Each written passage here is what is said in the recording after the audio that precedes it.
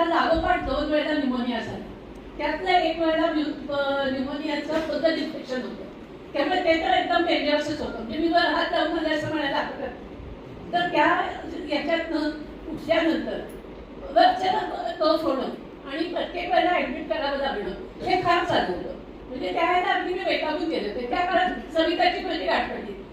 Savita music therapy देते असं ऐकत होतं. म्युझिक थेरपी म्हणजे काय हे पण मला माहित नव्हतं.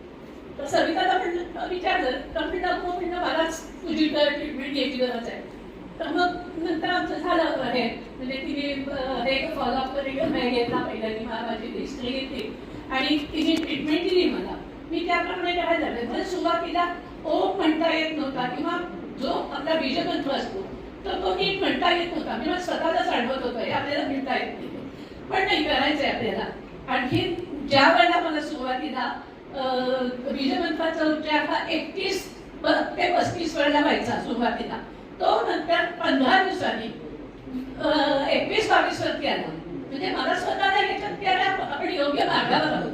आपल्याला काही होऊ शकतंय त्याच्यातून सुधारणा. आणि त्यानंतर रेग्युलरली सवितांनी सांगितलेली सगळी थेरपी घेत असते. नंतर एकदा फक्त मध्यंतरी मला थोडा कफ झाला आणि आधीच्या या अनुभवावरून मी खरं तर म्हणजे कफ झाला म्हणजे मी घाबरायची. पण औषधं आणली पण एकच दिवस मी घेतली. सवितांनी मला 3 वेळेला बीजमंत्राचा जप सांगितला करायला. दुसऱ्या दिवशी माझा अजिबात कफ नव्हता. इतका म्हणजे 3 वर्ष चालू आहे ट्रीटमेंट पण हा इतका परिणाम चांगला झाला की मी एकदम खुश आहे या ह्याच्यावरती.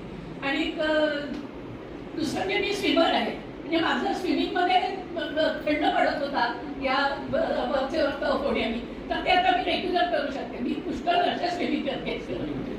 पण